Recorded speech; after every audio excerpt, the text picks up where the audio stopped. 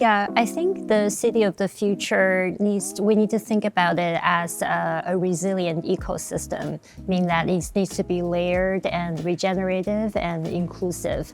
And a lot of time, I think the issue that we've been encountering for the past 50 years is not that we build too much, it's that we're now building, thinking about the end life of the building, what it's going to be used for, and then is it resilient enough to adapt to future uses. And a lot of time, I've been to the city many times, working on projects around the city, and I've always been inspired by the traditional, but like really effective public spaces that are already there. The furniture design, the Milanese traditional, the idea of going back to the fundamentals of how people engage with the object, use with the object. And I think for cities, we need to go back to that too, coming to how people use the space, engage with the space. And perhaps the future of the city will find its way to look back inward, rediscover the part of the cells that might have been neglected in the past. And that kind of leads the way to becoming a more layered, more resilient kind of city for the future.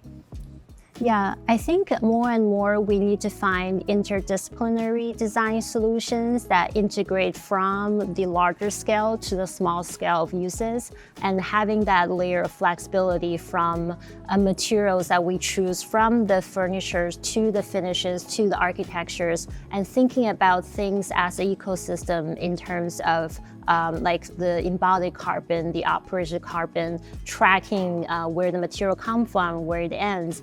And this requires designers, multidisciplinary designers, to have a coherent conversation.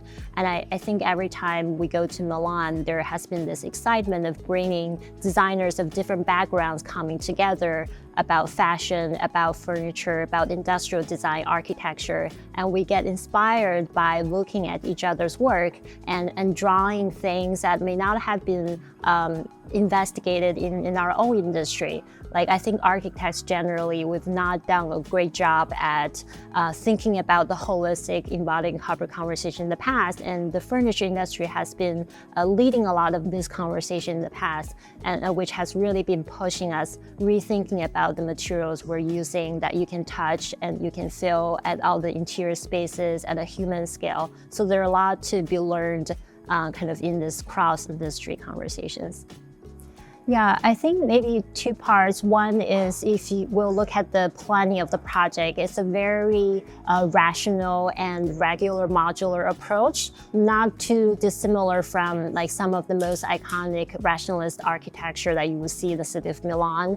And that planning approach later on enabled highly adaptation of prefabrication system in the construction phase. That meaning that from the columns, the slabs, the facade panels were all prefabricated off-site, flat package transport to be on-site, and that largely reduced the waste and the construction schedule that you would normally require in a project.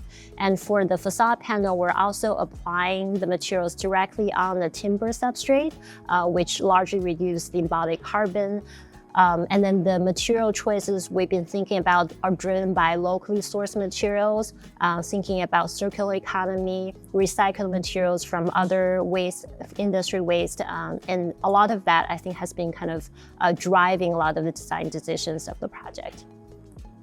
Yeah, my last time at the Salone was actually last year. The first Salone opened after COVID. It was really excited to see a lot of materials, a lot of energy, a lot of conversation going on.